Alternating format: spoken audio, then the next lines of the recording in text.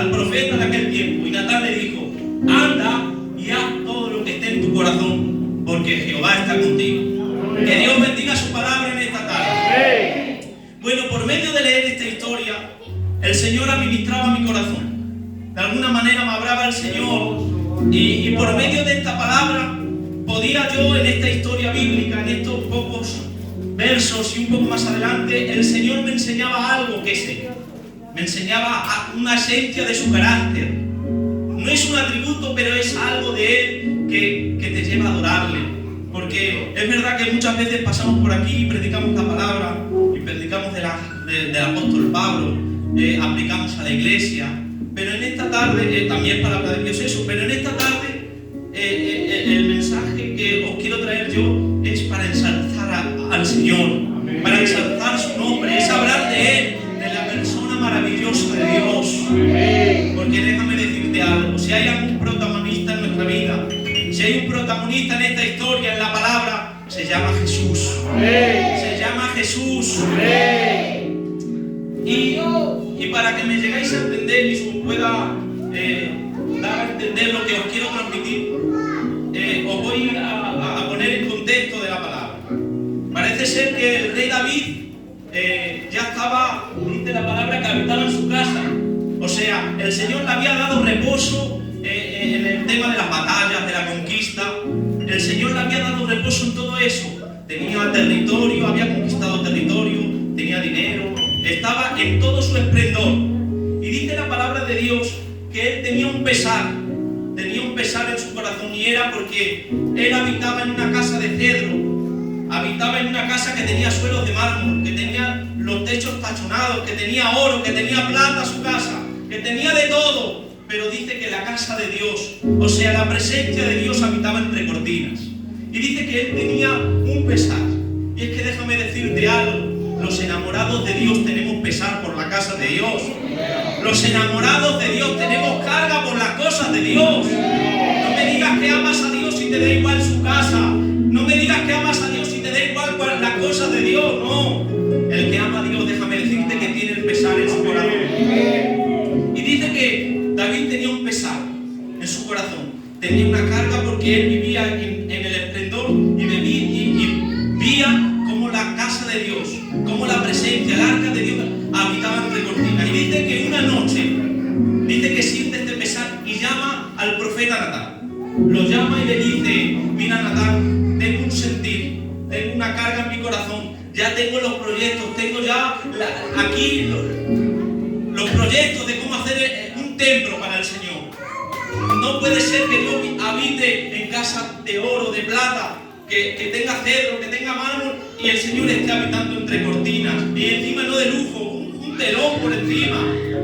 Porque déjame decirte que después de traer el arca de la casa de Obed-Edom, estratégicamente el rey David puso el arca del Señor cerca del templo. Y me imagino yo que por la noche él saldría a la terraza y la vería y pensaría: ¿cómo puede ser? ¿Cómo puede ser que yo esté viviendo entre lujo y la presencia de Dios habite entre cortinas? Y dice que cuando le dijo esto a Natán, me imagino a Natán, cuando le dijo esto al rey, que se sorprendió. Y dice que Natán le dijo: haz lo que te venga en tu corazón. O sea, le dio el permiso, pero no consultó a Dios. Y es que a veces, cuando hacemos las cosas, déjame decirte algo: primero consulta con Dios. Si quieres que te salgan las cosas bien, consulta con Dios. Y cuando consultamos con Dios, déjame decirte algo: tenemos el aval de Dios.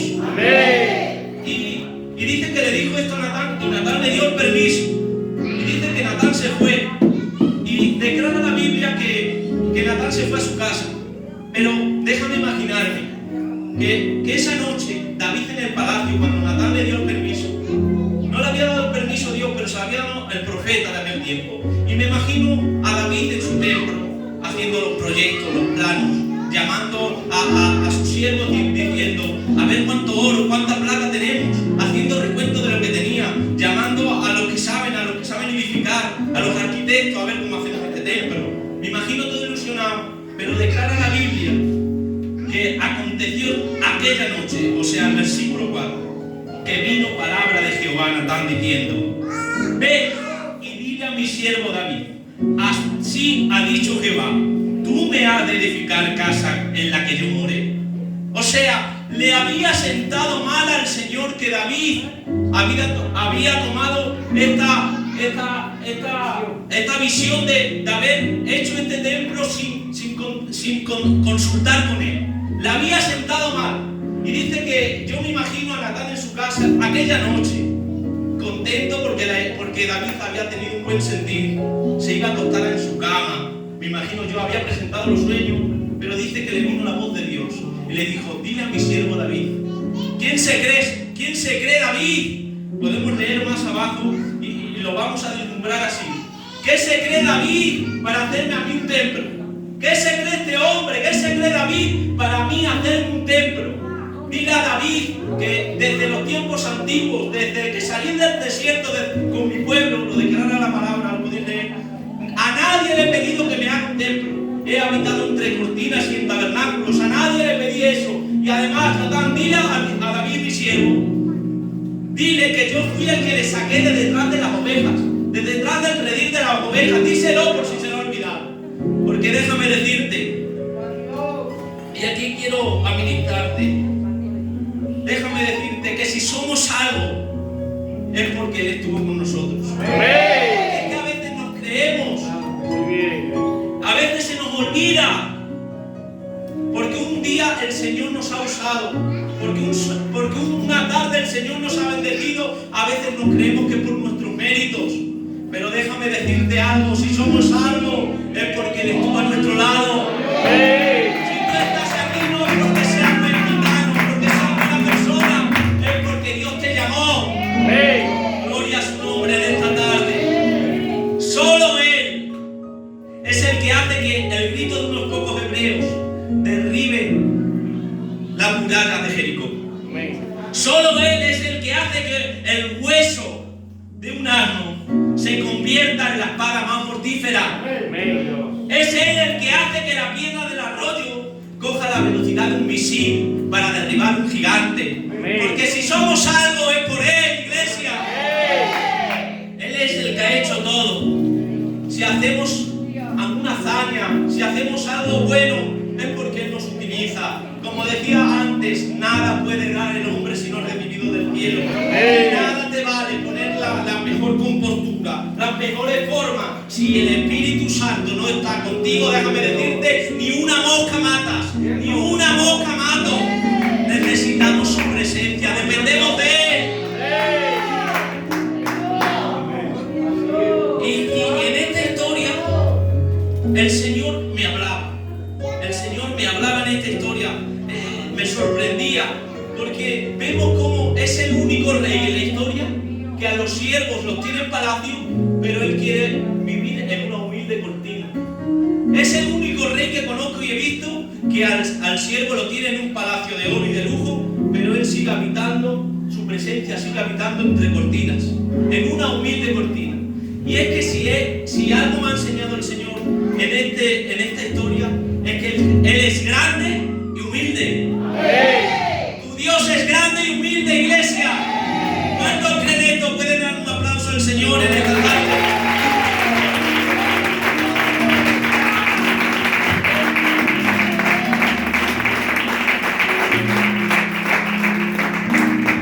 No hay nadie como Él. Él es impresionante. Él no vino a impresionar, pero es impresionante. Él no es dado a los espectáculos, pero es espectacular. Aleluya. No hay nadie como Él. Y en esta historia he descubierto algo. Y es que mi Dios, donde veamos la grandeza de Dios, vamos a descubrir su humildad. Y le he podido descubrir leyendo, viendo en la palabra, viendo en la creación. Y leía ayer algo precioso de unos escritos, de unos filósofos, pensadores griegos que decían algo. Que decían, un Dios no puede ser humilde, porque un Dios tiene opulencia, tiene mucho poder. Entonces un Dios no puede ser humilde, más bien un Dios es un engreído. Los dioses suelen ser engreídos. Ellos lo hablaban desde la experiencia de los dioses paganos griegos, pero yo déjame decirles en esta tarde, iglesia, esos pensadores griegos, déjame decirles que piensan mucho, que estarán cargos de tanto mensaje, déjame decirte que no han conocido conocido al Dios verdadero. Y decía, y veía otros escritos, que esto es lo que me hacía buscar. Y los escritos eran de unos rabinos, de unos sabios hebreos que decían que todo creador pone su rúbrica, su firma en lo que crea. Las poesías normalmente tienen la rúbrica del poeta. El que hace una escultura pone la rúbrica, la firma, para que sepan que ha sido él. Y estos rabinos decían, Dios es igual en todo lo que hace, en todo lo que crea, pone su rúbrica. Y yo miraba en la palabra si esto era verdad. Y para saber si alguien tiene su rúbrica, donde ve su grandeza, debemos de ver su humildad. Mira, yo apuntaba aquí. Él crea el universo, un universo vasto, inmenso, que no se puede investigar de lo grande que es, y solo la Tierra es habitable para nosotros. La Tierra es el único planeta habitable en todo un universo vasto. Las inmensas estrellas del firmamento las ha creado Él, pero solo deja brillar por la mañana a la estrella más pequeña, que es el Sol. Aleluya. Quiero que me lleguéis a entender lo que os quiero decir en esta tierra. Siendo el Sol la estrella más pequeña, le ha permitido a Dios brillar por la mañana. Por la mañana no brillan las estrellas mayores, que son las estrellas que vemos por la noche. Brilla la estrella más pequeña. Porque déjame decirte algo. Si quieres ver la rúbrica, la firma de Dios, déjame decirte algo. En su grandeza verás su humildad. Este es el sello de Dios. En las cosas de su creación he podido ver que la palmera majestuosa, el mínimo viento que le sopla, la hace inclinarse. Las bellas rosas tienen espinas. Que el mar, que a veces se embravece y lo vemos que tiene mucha fuerza, su orgullo lo hace que se acabe en la orilla del mar. Porque esta es la forma del Creador en todo lo que hace. Donde vea su grandeza, verá su humildad. Y entonces miré en la escritura, en la palabra, y esto creo que te va a hacer bien. Son 4 versículos y me les he guardado aquí para no tener que estar buscando. Y te va a hacer bien. Dice del Deuteronomio capítulo 10, verso 17. Escucha bien, porque espero que te haga bien. Porque Jehová vuestro Dios es Dios de dioses, Señor de señores, Dios grande, poderoso, temible. ¡Ay, qué grandeza tiene nuestro Dios! Pero versículos, renglón más abajo, justamente dice: hace justicia al huérfano, a la viuda, ama también al extranjero, dándole pan y vestido. ¿Cómo puede ser? Parece una incongruencia.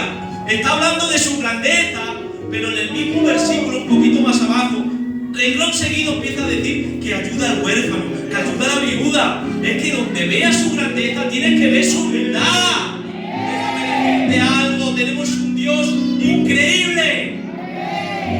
Dice Isaías 57, dice: porque así dijo el alto, el sublime, el que habita en eternidad. Ay, el alto, el sublime, el eterno. Pero renglón seguido empieza a decir,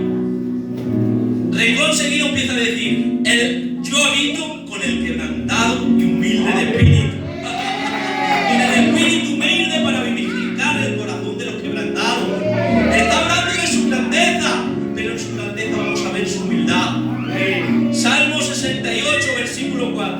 Cantad a Dios, cantad salmos a su nombre. Dice: ensaltar al que cabalga en las alturas, en los cielos. Que cabalga en las alturas, ensaltar al que cabalga en las alturas. Pero dice versículo, renglón seguido: Él saca a los cautivos a prosperidad, padre de huérfanos, defensor de viudas, es Dios en su santa morada. Aleluya. Salmos 147. Mira lo que dice: Él cuenta las estrellas y a todas ellas las llama por su nombre. ¡Ay! Parece, de alguna manera, aquí el Señor, vemos como que si fuera ociosidad, que se aburre contando estrellas. Y lo vemos en su grandeza, contando estrellas. Pero renglón seguido dice: Él sana a los quebrantados de corazón y venda sus heridas. Déjame decirte algo: donde veas su grandeza, tienes que ver su humildad. Esto no tiene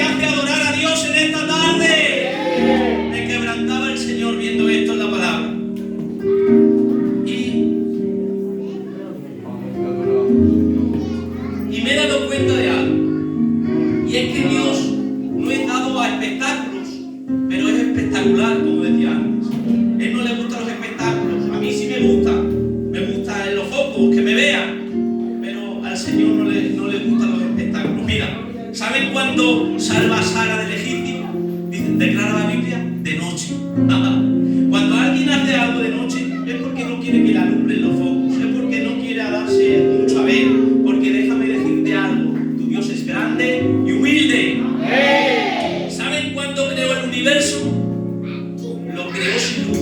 Si vemos Génesis 1, cuando crea el universo todavía no había dicho, hágase la luz, porque déjame decirte algo, Él no quiere que ningún foco lo alumbre, porque Él es grande y es humilde. Porque aunque no vino para impresionar, Él es impresionante. Aunque es rey, nace lejos de un palacio y no puede impedir que una estrella alumbre su nacimiento y vengan reyes y magos a adorarle. Siendo niño, tenía que ir de la mano de su madre María. Siendo niño, tuvo que ir de la mano de su madre María. Pero cuando entraba en el tabernáculo, en el templo, en la sinagoga, confundía a los sabios con su sabiduría. Tenemos un Dios grande, pero también humilde.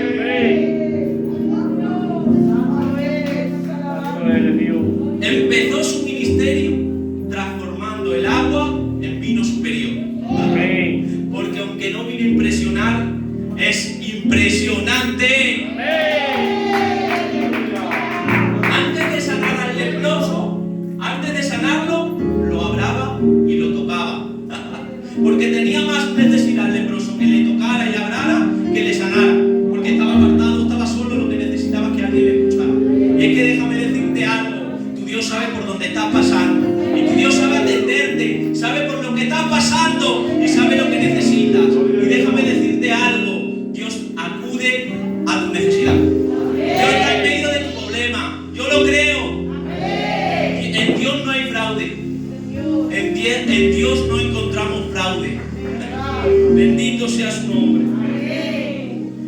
Se cruzaba con una marcha fúnebre en la ciudad de Naín, una marcha fúnebre, todos llorando, todos de luto. Pero déjame decirte algo, venía él y los convertía en una marcha de bodas. Los convertía en una banda de bodas. En vez de ir llorando, ya iban cantando. Porque déjame decirte algo, tienes un Dios grande, impresionante.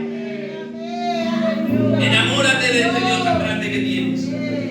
Él solo pasó hambre, pero con la merienda de un niño dio a una multitud entera de comer. ¿Cómo puede ser esto, iglesia? Lo vimos tener sed. Pidió agua varias veces, pero en el último y gran día de la fiesta se puso en pie y dijo: el que tenga sed, venga a mí y beba. Tenemos un Dios impresionante. Gloria a su nombre en esta tarde.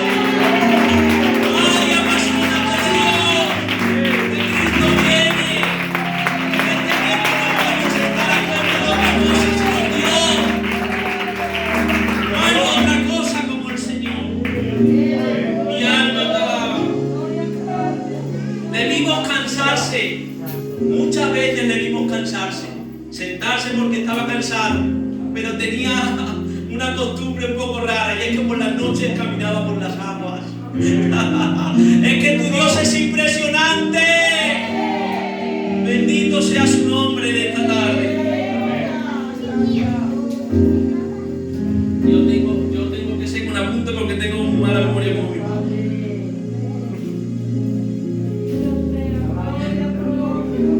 Tienes un Dios que es grande, sublime, es eterno. Y pude encontrar que no solo este sello de la grandeza de Dios, la rúbrica de Dios, no solo está en la palabra, en su creación, en lo que Él ha creado, también está en sus siervos. Por medio del Espíritu Santo, podía entender que los que son suyos, sus siervos me refiero a todos, sus siervos, la palabra siervo es servir. Todos aquellos que le sirven deben de tener esa rúbrica que es la grandeza, aunque vean grandeza, también tienen que ver en humildad. Y buscaba y un hombre que en la Biblia dos personas le ponen el adjetivo de grande. Una de las personas que le pone grande fue el ángel Gabriel y la otra fue Jesús. Estoy hablando de Juan el Bautista. Todos sabemos esto. Lucas capítulo 1, capítulo 2, vemos como la historia que dice que Zacarías, mientras oficiaba en el templo, su padre, Zacarías, dice que se le aparece un ángel y dice que el Señor le dice: tendrás un hijo, le llamarás Juan el Bautista, pero será grande. O sea, un ángel le dice a su padre, a Zacarías, que va a tener un hijo grande. Y otra de las veces que vemos la palabra grande, hablando de Juan el Bautista, fue Jesús, el propio Dios, el propio Cristo le dijo que Juan era grande. Dijo: de nacido de mujer no hay otro mayor que Juan. No hay otro más grande que Juan. O sea, vemos un hombre grande y humilde. Y vemos este hombre que tenía un mensaje universal. Tenía una palabra para predicar: arrepentiros.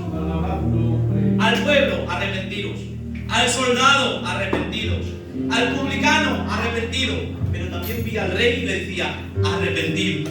Porque era la prolongación de la voz de Dios en la tierra. Y es que déjame decirte algo: aquellos que son la prolongación de Dios en la tierra, déjame decirte algo, tienen un mensaje universal. No varían su mensaje: aquí te pongo una cara, allí otra, allí afuera otra. No, no. El que es prolongación de Dios en la tierra, déjame decirte algo, tiene un mensaje universal. Por eso quiero decirte algo: nuestro Dios es impresionante. Y no vino a impresionar, pero es impresionante. Y dice la palabra de Dios que le dijo que era grande. Y yo he podido ver esto, que la palabra grande, Zacarías la interpreta de otra forma. Porque podemos ver la palabra grande, en el hebreo se pronuncia Gadol. Y la palabra Gadol, en el hebreo, puede interpretarse como gran sumo sacerdote. Aunque todos sabemos que este hombre fue profeta, quiero recordar una mañana Juan el Bautista en la ribera del Jordán. Aleluya, qué mañana más preciosa. Vente conmigo a la ribera del Jordán. Está Juan el Bautista en la ribera del Jordán y hay por allí una silueta de un hombre. ¡Ay, qué bien! La silueta de un hombre humilde, de un hombre sencillo, vulgar, del pueblo, que viene, parece ser que para los demás viene también a pedir el arrepentimiento a Juan, pero para los del pueblo uno más, pero para Juan él no va más, el más grande, el único Dios verdadero. ¡Aleluya! Y aunque Juan es profeta, y la señal del profeta era que tenía que descender la paloma, y decir: este es mi hijo amado en quien tengo yo complacencia. Juan, antes de eso, ya lo deslumbra y ya le dice: he aquí el Cordero de Dios que quita el pecado del mundo. Y yo quiero recordar que Juan, aunque es profeta, viene de una estirpe de sacerdotes.